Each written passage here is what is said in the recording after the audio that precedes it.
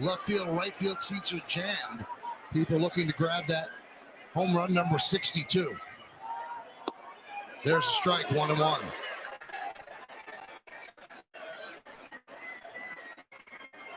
Judging 310 after one hit in game one.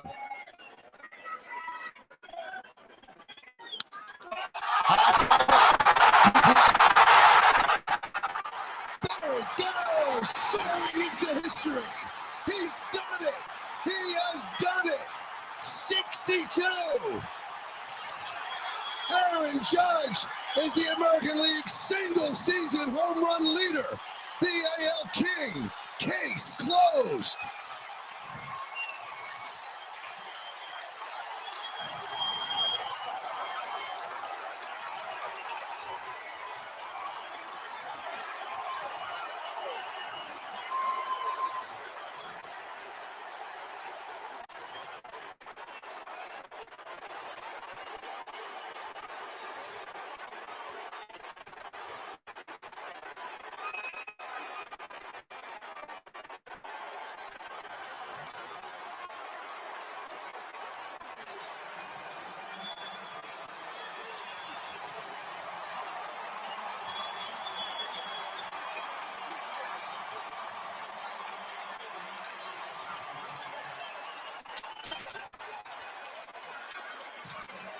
Well, if you're at the ballpark or you're at home watching this game wearing the jersey for good luck, number 99 just gave you a shot and a memory of a lifetime.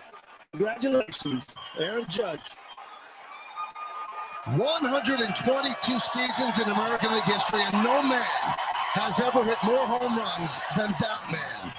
Aaron Judge with 62.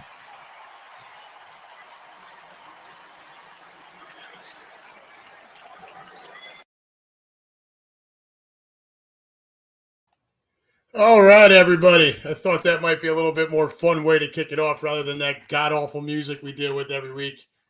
This is the Unhappy Gilmore Show, powered by Green Legion Radio and part of the Green Legion Radio family. Unhappy Wednesday to all of you. Thank you for joining in from wherever you may be, chilling at home, riding in the car, doing it on the company dime, whatever the case may be. As always, pull up a chair. We'll try to entertain you for the next hour-ish. I say it every week. I don't know if we're going to get there this week. I got a lot to take care of before tomorrow night and then into Friday. But, we will try to get you through this third day of this week's hostage situation as we look forward to tomorrow, Friday Eve. And a very special Friday Eve tomorrow will be, as I know some of you listening, some of you Legionnaires will already be in Arizona tomorrow. Here, the wife and I will be staying at a hotel near the local airport here tomorrow night, and then catching an early flight out to Phoenix for Friday morning. And that's going to be what we're looking forward to most. We've been talking about it for weeks, months, whatever the case may be. It's finally here.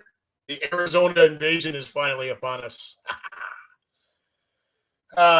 Weather comparisons, there is no comparison. I mean, I guess it looks like there might be a slight chance of a shower, passing thunderstorm, but how long could that possibly last out there in the desert? The temperature is going to be 90 to 95, mostly sunny, partly cloudy, whatever you want to call it. Whereas here in Ohio, they will be dealing with about 60 degrees-ish, 60, 65. And so, I'll be laughing all the way to the desert and then crying all the way back late next Tuesday night. So, looking forward to a fun, sometimes debaucherous weekend. I know that there's a place called Gilligan's that is a little person's bar, or midgets as you would. Apparently, they have a swing where you can push them on there. My boss has asked me to get a picture of one of them on the swing, if I could, so that he can Photoshop his boss's face on it, hang it up on his wall behind him in his office. So we'll be trying to get that for him. Other than that, it sounds like the Saturday night they're going to shut down the street out in front of where the pep rally is. The tailgate looks to be amazing. The stadium looks incredible. And y'all, I do, David Califoot over here on YouTube. I do expect to be 5-0 coming out of there. I get it. It's a long trip for the team. But again, like we've been saying every week, I feel like we are the more talented team. Okay? And I expect that talent to win out. We'll get into some of the stuff about Arizona here in a few minutes. I'm not going to beat the Eagles stats to death. I'm sure you heard plenty of that last night. You'll hear more of it on the pregame show. So I'm not going to beat that to death. We'll take a look at it from a Cardinal standpoint and then touch on what our birds did this past weekend. I thought that was rather impressive. Showed some toughness there after getting down early. I thought the adversity was a good thing for this team. We've been rolling for a few weeks. So we're going to touch on some of that, but brief. And, and yes, for some of you who are commenting on Facebook or some of you who are, on here and not wanting to hear it, we are going to talk at least a little bit of baseball. I didn't open the show with a clip of Aaron Judge hitting number 62 for no reason. So that is going to happen. I promise you. But anyways, I am glad you're whoever is listening, and we'll get over to the room in just a minute. I'm glad you're here. I hope we can try to make your evening at least a little bit better for a little while here. And I've said this a number of times. I'm going to say it again. I'm not sure we're getting to an hour tonight. I have a bunch of other stuff to take care of before my mother-in-law will be here tomorrow evening before my wife and I leave to go stay near the airport. So, we want to make sure the house is prepared and everything's ready to go. We're pretty much good, but it's not like we're leaving forever. It's just like 4 or 5 days, but still want to make sure everything's good. Wash the sheets one more time, all that happy stuff. So let's get over to the room here. I know right out of the gates, David Califoot, I think I just threw up in my mouth. Well, brother, you know what? You better hope that I'm assuming you're hoping the Yankees do not succeed in October because, oh, Lord, let me tell you, if they do succeed, I am going to be a very, very, very obnoxious pain in the ass. Lou Mancini, congrats, bro. It's kind of creepy how the top 3 in the AL were all Yankees. Top 3 home runs? Is that what you're talking about? Oh, you're talking about the wild card, maybe. Yeah. Lou, what were you talking about there? Because I know second in the American League in home runs is Mike Trout. So help me out with that one there. Antonio, how you doing, bud? See you all here in Arizona. Looking forward to it. Welcome to the Unhappy Gilmore Show. Glad to have you here. Who else is in here? Desiree. Or no, that's David. Sorry. Desi. There she is. Desi from the block. Desi from the Bronx. Desi with the greatest breakfast this side of the Mississippi River. And no, you can't have none. Who else do we got here? I am having a blast tonight. I am in such a good mood, which is odd because the work day today was interesting, to say the least. Before we dive in here, and I get back over to the room one more time. Right after 9 o'clock this morning, so a lot of our hourly folks take a break at 9 o'clock in the morning, right? They go out, they have their cigarette. It's like a 10 to 15 minute. And after the break, one of my direct reports came in and brought me a key, looked like to a master padlock. He says, "Hey man, I found this on the ground outside. Don't know if somebody dropped it at break." I said, "All right, I'll go back and see if it fits any of the locks on the lockers." So I get back to where the locker area is, and there's a guy in there, probably in his mid to late 50s. At least that was the appearance, and he's kind of staggering around, gyrating a little bit. So keep my distance a little bit, and I just asked him. I said, "Hey, buddy, you feeling all right?" And he turned around and he was all kind of shaky and stuff. And he says, "Yeah, man, I'm good. I'm good." I said, "Well, you don't look okay. You look like you're staggering around a bit." I said, "Why don't you do me a favor? Let's go over it and just sit down. Break room tables are right there, chairs and fold-out chairs and whatnot." let's go over and just sit down for a minute. And he's all right. And he kind of staggered back towards the lockers and then started to walk towards the tables. And his legs just gave out. And he went into the ground, concrete floor, boom, and smacked his head real hard on the edge of the picnic table thing there. And like he was laying on his back. And so I immediately tell people call 911 and I need assistance back here. And now I'm not quite sure what to do because he's on his back, but if he's seizing, you don't want to leave him on. God forbid he starts to throw up, or if he hit his head so hard that it made him nauseous. So I'm going to bend down, and I bend down, and I'm about to try to flip him on his side, and he flips himself on his side. Well, he's curled up like that. Now he's breathing, and I can see that he's breathing. So, 911's been called. I'm not touching the guy until they show up.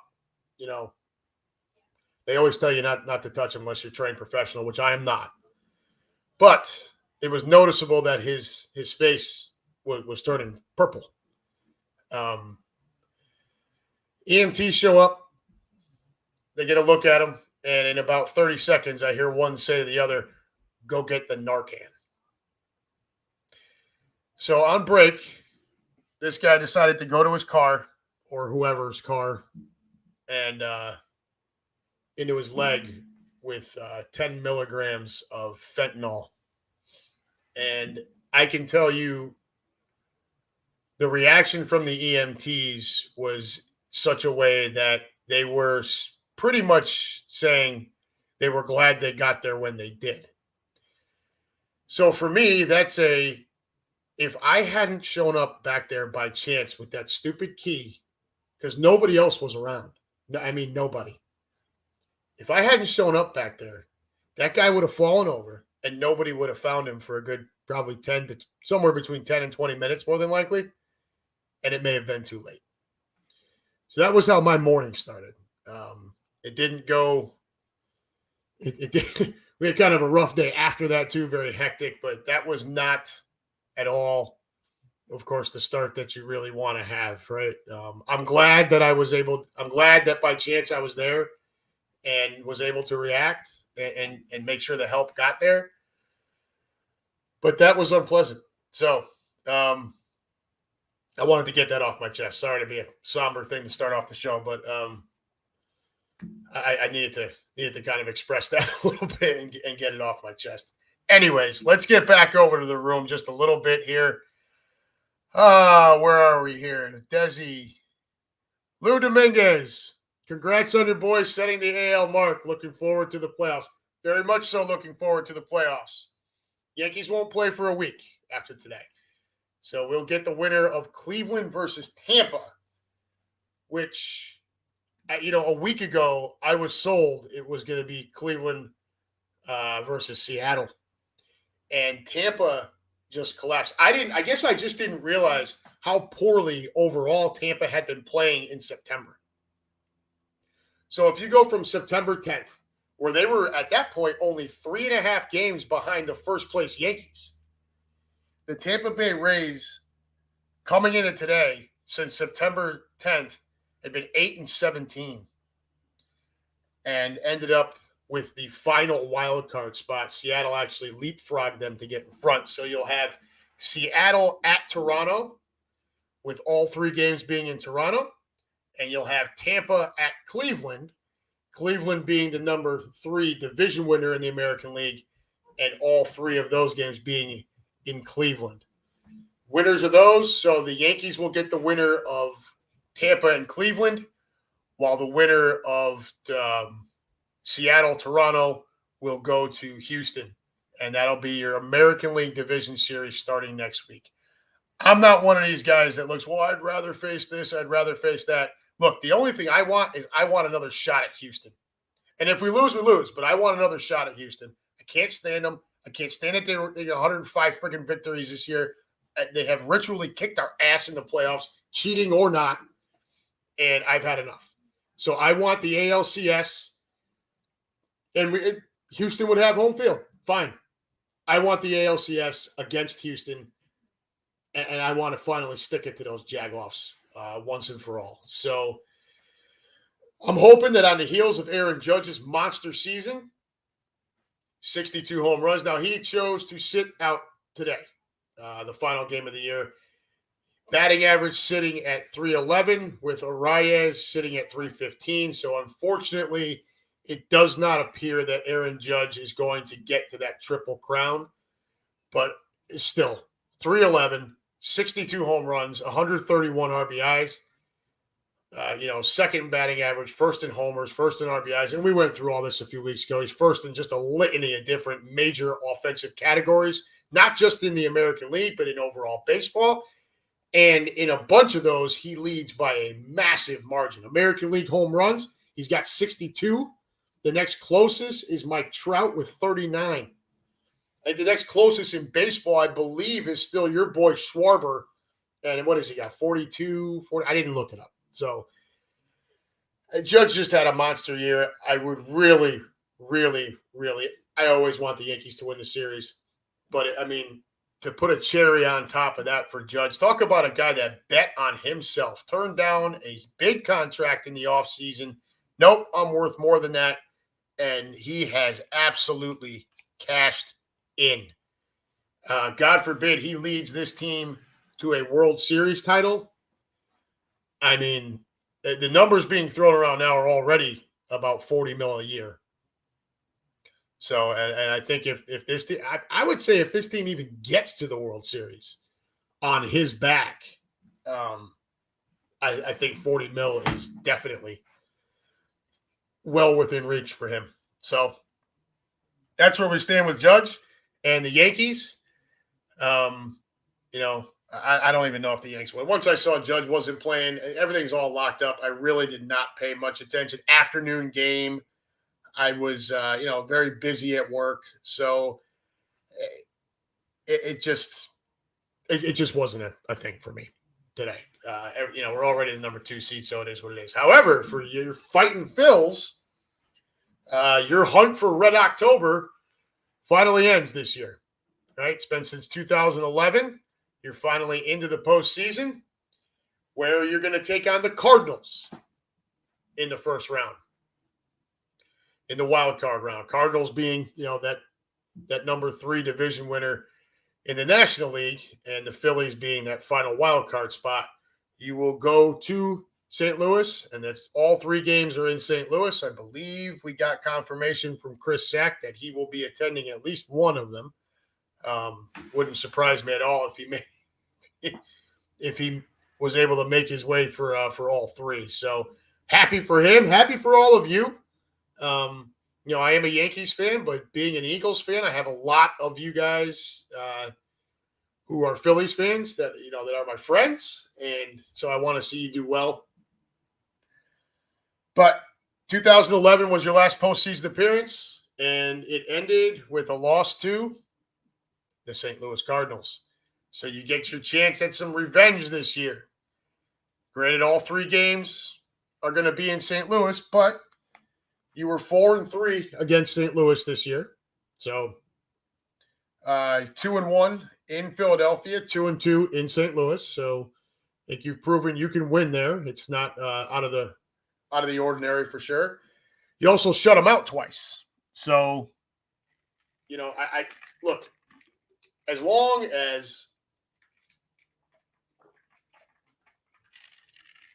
as your pitching does what it needs to do, and you get the timely hits. Look, I forget if David California, I forget if it was you or if it was Michael Scott. It might have been a month ago, maybe even more, who asked me on this show who I thought could make a deep postseason run, kind of a sleeper thing. And at the time, the Phillies were kind of already in a wild card spot, so it wasn't much of a sleeper. But I feel like that Phillies team is very, very talented, and I think they're fully capable of making a run.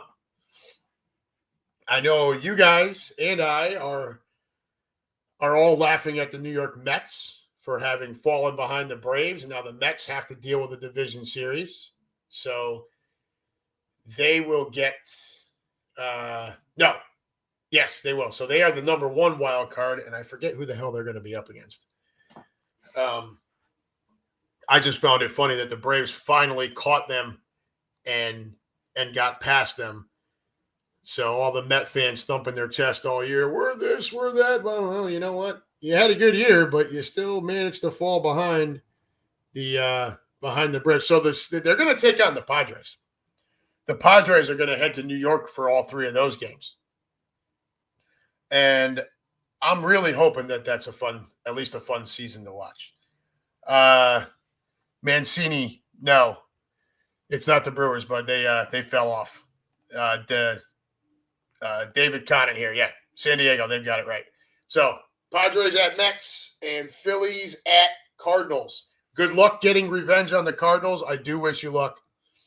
I'd love to see it. There is a soft spot for Albert Pujols, having gotten his 700th home run this year. And Yadier Molina and Pujols and Wainwright kind of all riding off in the sunset together. I know for those of you who hate the Cardinals, which is pretty much all of you that are listening to this, including David Conant, who's a Reds fan and an A's fan, or I think it's A's Reds. If you can't respect the careers of Wainwright and Pujols and Yachty, then I can't help you. And along with that, I mean, look, 1998 was a great season, right, for baseball. Right, most of us knew that McGwire and Sosa were on some shit, and it wasn't clean, but it put asses back in seats, which was desperately needed after that work stoppage in '94 canceled the World Series and everything. You had those 2 guys battling it out for the home run title. You had Kerry Wood as a rookie strike out 20 in a game. You had Alex Rodriguez go 40-40. The Yankees win 114 regular season games en route to a World Series championship, where the overall record they posted was 125-50. All the way around, it was a remarkable baseball season to watch. Okay. If you can't enjoy what went on this year, then I also can't help you. There we go. Here comes the hate. David Conant over on YouTube. Pretty sure Albert had some needle help this year. Nobody suddenly gets that good at 50 years old.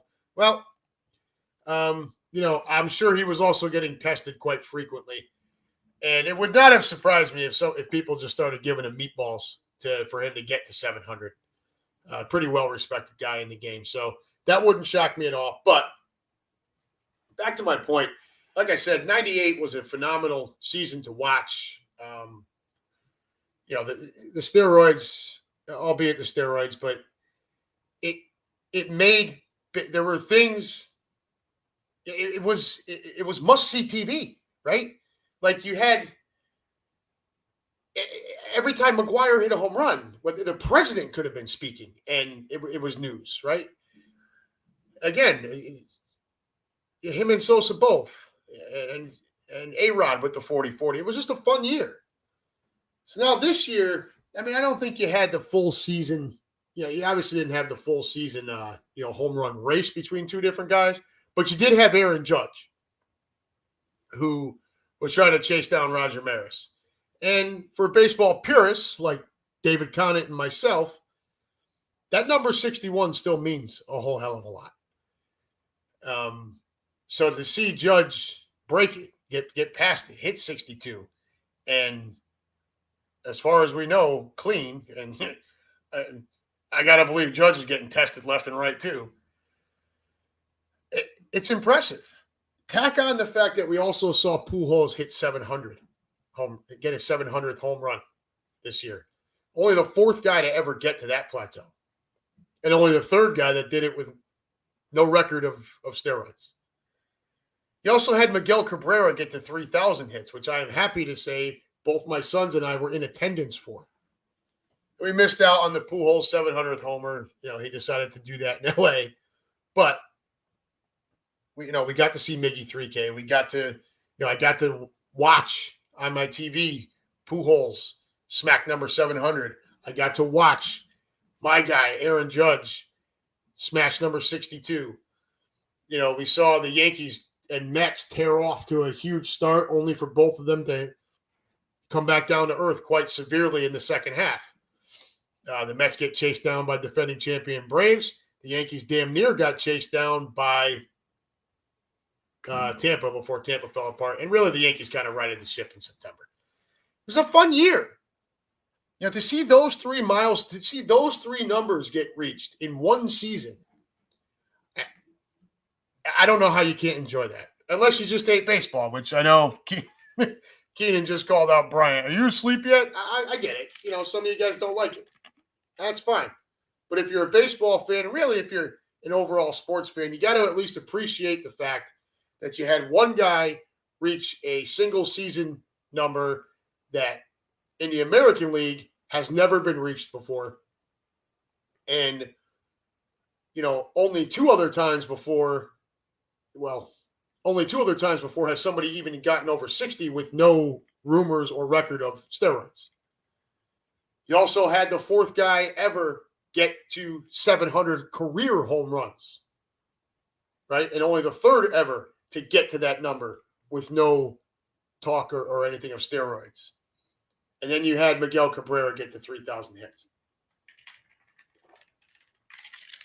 Absolutely incredible baseball season, and I'm really hoping, really, really, really hoping that the playoffs don't disappoint. A couple of weeks ago on baseball brunch or happy hour or whatever, when I got to do that with Chris and Lou Dominguez, one of the things we talked about was the kind of bummer, and we've talked about it since in messages to each other, is the kind of bummer in the playoff races. I mean, you had some excitement with the Mets and the Braves. The Yankees made things interesting up until about the second, maybe a week and a half into September. But other than that, there really wasn't a whole lot to write home about as far as any kind of pennant race or huge wild card race. It left a little to be desired, which I'm hoping changes in years to come. That was kind of supposed to be the whole deal of adding another, more playoff teams, was that so you add juice, and it really, I felt like it didn't happen this year. And I know Chris and Lou feel the same way. Let's jump back over here. David Conant, I'm also happy he got the 700. Yeah, I mean, how could you not be? It's amazing to see. Lou Mancini, I remember when Ryan Howard hit 58, Maris's family was in attendance at a few games endorsing him as the rightful heir. Right, and I know that there's a lot of people who got sick and tired of seeing the Maris family, tired of hearing Raj Jr. talk about how Judge should be the rightful so-and-so. I think that's for everyone to kind of decide, and I do believe baseball has left that open. They've not been, just adamant about, Bonds this and Bonds that. No, they've left it kind of, Bonds is technically the record holder, but let's not put him in the Hall of Fame. And it's been left very loose and been left for people like me, like you, and whoever else to make your own judgments about who you feel is the rightful home run king. So that's why I think the Judge thing is so big. Russ Taylor, stop sucking off Aaron Judge. You're not my real mom. Where else we got here? Lou Mancini, top three Yankees I was talking about. Ruth 60, Maris 61, and Judge 62. Yes, that is correct. Yeah, you lost me on that one for a minute. Russ Taylor, how about the Mets basically having crumbled and how the Phillies made it in and almost got no hit the next night? Well, so a couple things on that, Russ. The Mets did struggle much more in the second half than they obviously did in the first half. But they also got chased down by the defending World Series champion, which is something the Yankees didn't have to deal with. Now, Tampa was I had picked Tampa to win the American League East before the season started. So it would not have shocked me had they won the division. But we didn't have the Braves chasing us down. So you can say the Mets crumbled, but that also had a lot to do with the Braves I mean, God, they caught fire, and they had a big second half. And then, Russ, we got here one more time. Baseball is trapped in their numbers because they are all tainted. Well, they're all tainted from one era, okay? It's not universal, but yeah, you are right. They're trapped. They get a little archaic and stuff, but I'm very much that way with baseball. Get off my lawn. But I think we've bored the Russ Taylors and Bryant Waldens and folks enough with all this baseball talk. How about we move on to some football here for the last little bit? We're about a half an hour in. I talked to you about Arizona. So it's not just, the debauchery and fun we're going to have there, but it's also the game expectations, right? Well, you know what? Let's talk about Jacksonville first. All right, I want to hop over to the Birds now. We've done enough.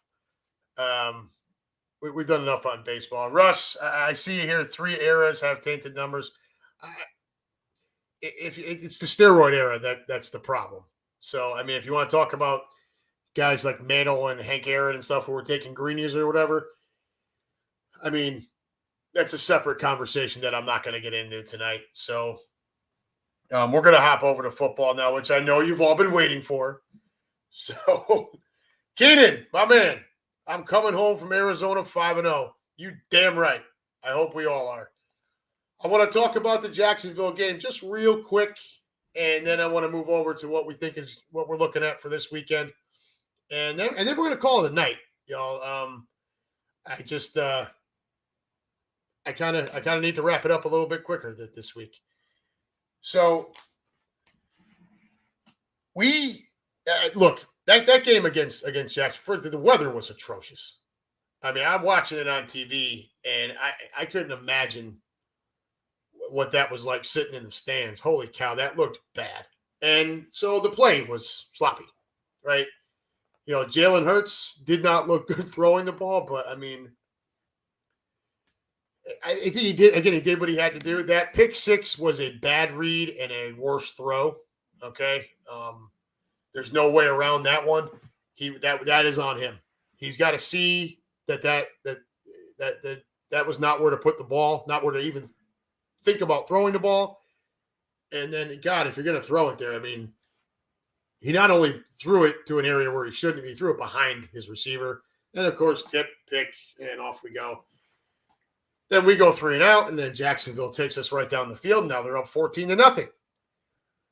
Which at the time I'm pissed, but at the same time, you got to look at it. For a couple of weeks, this team has not faced a whole lot of adversity, right? We pretty much kicked the shit out of Minnesota. And we damn sure kicked the shit out of the Commodes and the Ginger Giraffe. So it had been weeks since Detroit where we had faced any kind of real push in adversity. Well, we faced it very early this past Sunday. And I could not be more ecstatic with how that team responded. Absolutely fantastic. Down 14-0. We outscored Jacksonville 29-7 from there. Right? Second half offense, still not great, but definitely way better than it had been for the previous 2 weeks. Did manage to put up 10 points in the second half to seal it. Again, Jalen was not good from the pocket. I know the weather had a lot to do with that. 16 carries, 38 yards, but he did get in the end zone. And that rushing touchdown, that was it looked designed, but I don't think there was a question in Jalen's mind what he was doing with that ball. He took that snap, and his ass was taking that ball in. And I like the aggressive nature, but I think we need to be at least a little bit careful. Sunshine, we were all over him all day long. Again, it was the running game and the defense. My God, this team, 50 carries, 210 yards, and 4 rushing touchdowns. Okay? You can get away with a bad passing day when you go ahead and just stuff it down their throat like that. I love it. I liked seeing Trey Sermon for at least a couple of carries. I had 2 carries for 19 yards. I'd like to see more of Trey Sermon. 6 foot 215 or 220. So I want to see him in there in them short yardage plays, squaring those shoulders up and getting us those tough yards. I don't want that to always have to come down to Miles. And speaking of Booby Miles, 27 carries, 134 yards, 2 touchdowns, also had 2 catches for 22 yards. Huge game. And much needed with that horrible weather. So offensively, we did what we had to do. Get the passes out there where you could, but for the most part, it was ground and pound, push people around with the offensive line. By the way, 2 starters on the line go down, including one of them is your bookend tackle in Mailata, and you still are pushing that Jacksonville team all over the field. And Jacksonville defense might not be very big size-wise, but they are very athletic, and I thought we did a really good job pushing that team around. Once we kind of got our bearings about us, I love that they didn't panic. You didn't see – it was very calm. And I think, obviously part of that is you get down early, 14-0, but the good news is it's early, right? You have plenty of time to come back. And we just – I don't know what it is about this team in the second quarter, but good God. We just smashed everyone in the second quarter. So fun to watch on Sunday after the rough start. And the running game did what it did. But the defense, again, is really – again, so last week BG was your defensive player of the week. Well, Hassan Reddick decided to follow suit. 4 tackles, 2 sacks, 2 forced fumbles, 2 forced fumbles, 2 fumble recoveries. He is your defensive player of the week. That's 2 weeks in a row where we've had a player on that. Love it. We're now up to +8 on the turnover thing. We forced 5 of them and dumped Sunshine 4 times. And then Bradbury with that absolutely incredible interception as Jacksonville's marching down. They're trying to make this game a problem. And here comes Bradbury with an incredible play to snare that interception.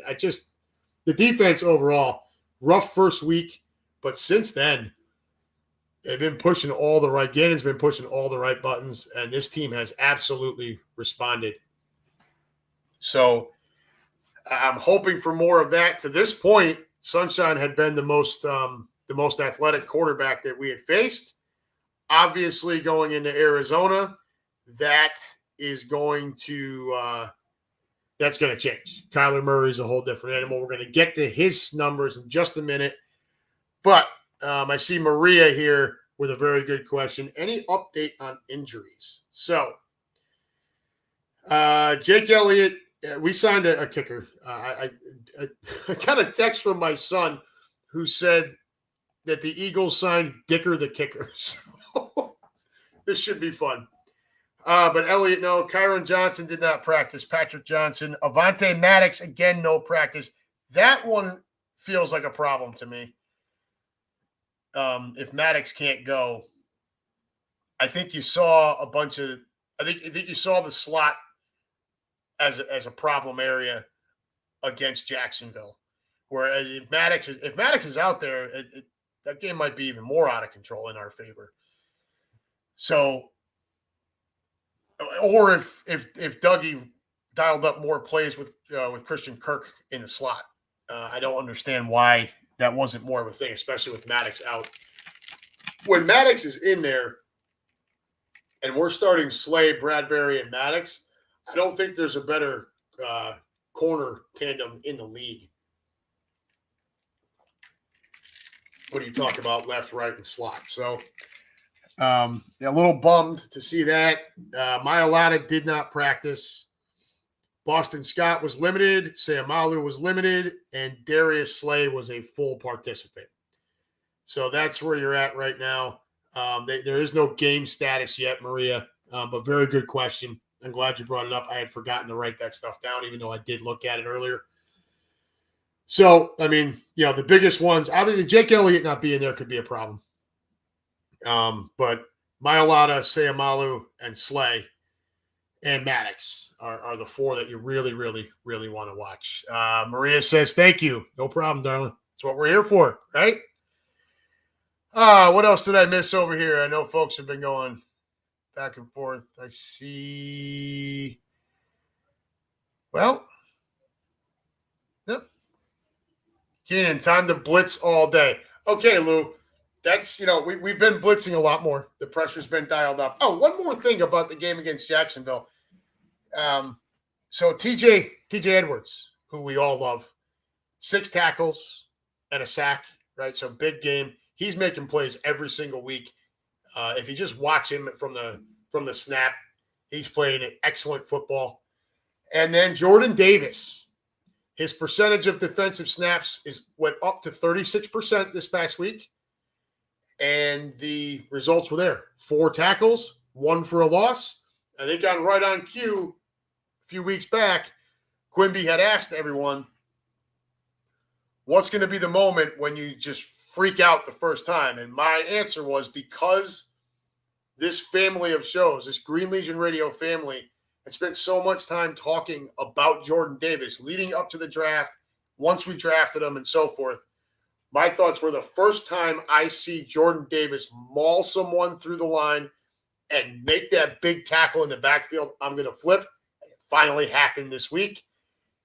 Completely shed the guard, right into the backfield, and splatters the running back, and it was beautiful. So up to 36% of the defensive snaps this past week for Jordan Davis, 4 tackles, 1 for a loss. We all know how much space that guy takes up and how much of a problem he can be for an opposing offensive line. Hopefully, this is him starting to tick upward with more snaps. Once again, Nakobe Dean did not see any snaps on the defense. He is right now strictly been special teams. So, I think some of that is the linebacker play between Kazir, Reddick being able to edge rush, and the play of TJ Edwards. Dean just, he's not going to get a whole lot of time ahead of anybody like that. So we'll just have to, we're more of in a wait and see with Nakobe Dean. But I'm hoping this was the start of, Jordan Davis starting to command more and more playing time as we want from our first round draft pick. That monstrous 6'6", 340-pound animal. All right. That was Jacksonville. Now, let's talk a little bit about Arizona. Like I said, I'm not going to go over a whole lot of the Eagles' overall stats. Everyone knows them, right? You guys all know it. You know what we've been doing the last few weeks. But Arizona, so leading into the Jacksonville game, last week we talked about it, and I had said what? I had said that Jacksonville was going to bring in the most athletic quarterback that we've seen to this point. Oh, that was one thing I did see over here. I think, was it Lou? Yes, Lou Mancini. I'm sorry, but I think Sunshine is a bust. Well, you know what? And he may very well end up being a bust. But prior to the game against us, he'd been pretty good so far this year. Dougie's got that team playing much more relaxed, confident football.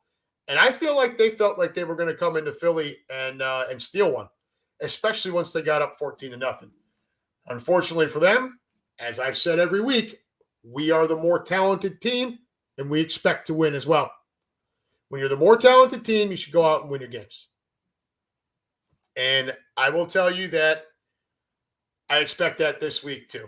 Lou, I'm concerned about the Dean pick now. I hope I'm just twitchy about that. Yeah, look, we're 4 games into his rookie season. He dropped to the 3rd round. Yeah, it's probably just taking a little more time. We'll see. Keenan, Cards are a one-trick pony. Stop Murray and win the game. Bingo. And so that's what we're looking at here. That whole NFC West is 2-2, of course, including the Cardinals. So they are 14th in total offense and 14th in points per game. So they're middle of the pack. Nothing really to write home about. Nothing really sneeze at either. Yardage-wise, they're 15th in passing offense, 15th in rushing offense. Altogether equals 14th in total overall offense. We talked about Kyler Murray on Right On Cue a lot and how he how did we used to describe Kyler Murray? Q would play that clip from Family Guy. Can't reach the Chris picks, right? So he's completion percentage thus far 65.3%. That's down 4% from last year. His yards per attempt is 5.8. That is right now is his career low for a passer rating of 85.2. Now, if they have DeAndre Hopkins, those numbers might be different. I would assume they would be. D-Hop, stakes his own case as is he the most talented receiver in football. I think you got a handful of those guys, right? So there's DeAndre Hopkins. Of course, now everybody's going to kind of look at him different. Devontae Adams, Justin Jefferson. I think Stephon Diggs can at least stake a little bit of claim there. So if you add DeAndre Hopkins back to the mix, Kyler's passing numbers probably look a little better. But then we're going to talk a little bit about his rushing numbers, which is really where he can be very dangerous if you're an over-aggressive defense. So 24 carries, 91 yards, 2 touchdowns so far this year. But his per carry average is only 3.8, which is also a career low. You could probably tie some of that into DeAndre Hopkins. Without him on the field, the defense doesn't have to be as honest. Now, Hollywood Brown's been doing damage that way, and I know because my freaking wife has him on her fantasy team, and she's, talks to me. Who is this Marquise Brown again? I mean, Hollywood. Okay, honey, just keep him in your starting lineup, okay? Just listen to me, listen to our son. She's probably listening to me right now, which means my dinner will be cold when I get downstairs. But, I think Kyler's numbers overall would be better. Even the rushing would be better if DeAndre Hopkins is out there. But he's not. So this is what we're up against. We're up against a team that's been very mediocre to this point, and a quarterback that just signed a monster contract who's not been an elite quarterback so far this year. 2 rushing touchdowns is nice through 4 games, but 3.8 average and only 91 on the ground. That's usually, Kyler, that's part of his game. Not as much as Lamar Jackson, but it is part of his game. So what you've got to do against the Kyler Murray is contain him, right? And that's where I get a little nervous about Gannon. All last year, we bitched about not blitzing enough. First game of the year against Detroit, we bitched about not blitzing enough. Now, since then, he's corrected that, but he's also not had to be against a quarterback who's really all that mobile, except for Sunshine this past week. And, the rain had a lot to do with that. Now we're going to go up against Kyler Murray, and you do have to play contained. Somebody has to spy him more than likely. Our corners are more than good enough to take care of their receivers, especially without DeAndre Hopkins on the field. Behind that, the safety play has also been strong. So is this where, does Kaiser spy him? Does TJ spy him? Who is going to be that guy? It doesn't have to be every down, but you're going to have to make them think about it. You also got to make them think about the blitz too. So if he can see the blitz coming, he's just going to take off. I think you got to get a little bit more exotic and hide it a little bit now with Kyler Murray. Now, good news.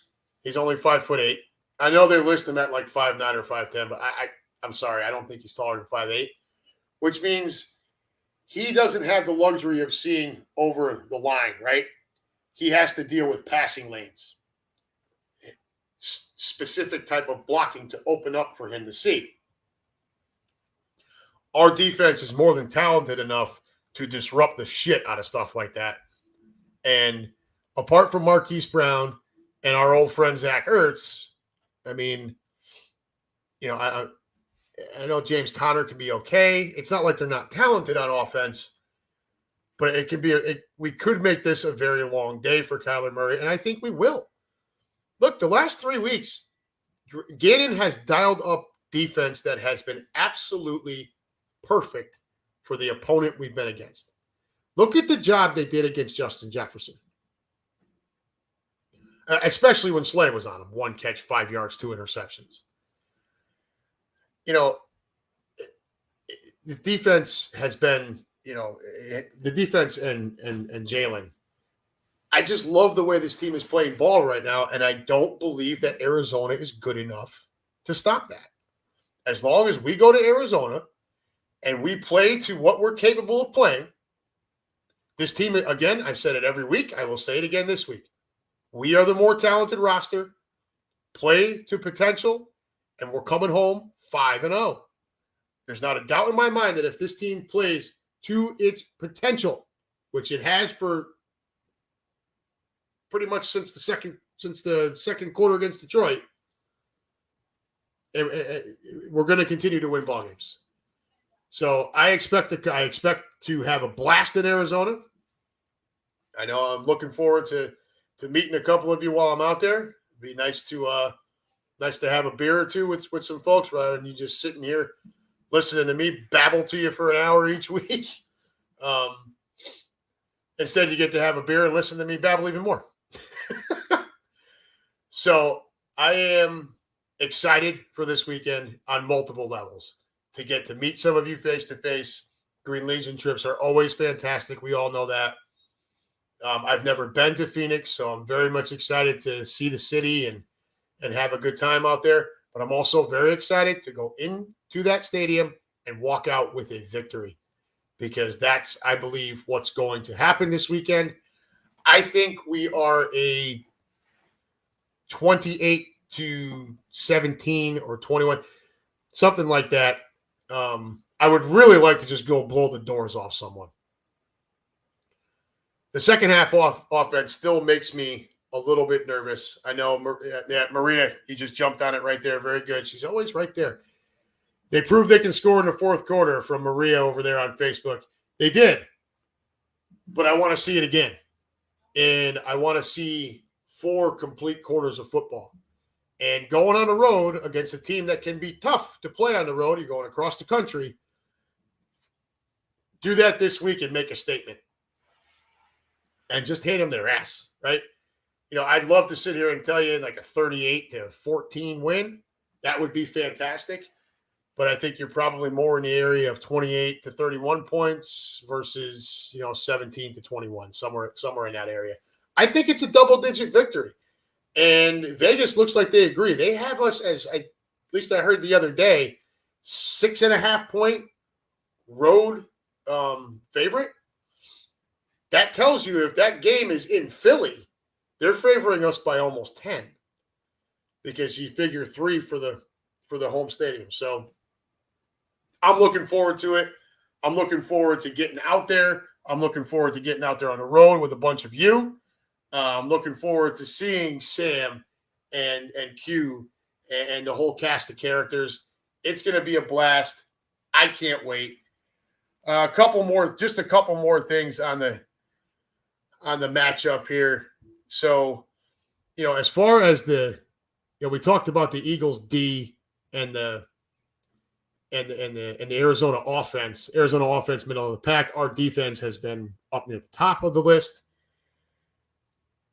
Their defense is 28th in total D. Okay, as far as this is yardage, they're 23rd against the pass, but 5th versus the run. They only give up 87 yards per game on the ground. So you could, this is a game where Jalen's probably going to have to throw us on his back. Now, indoors, weather to deal with, should be a good opportunity for him to do so. So we'll see what happens there.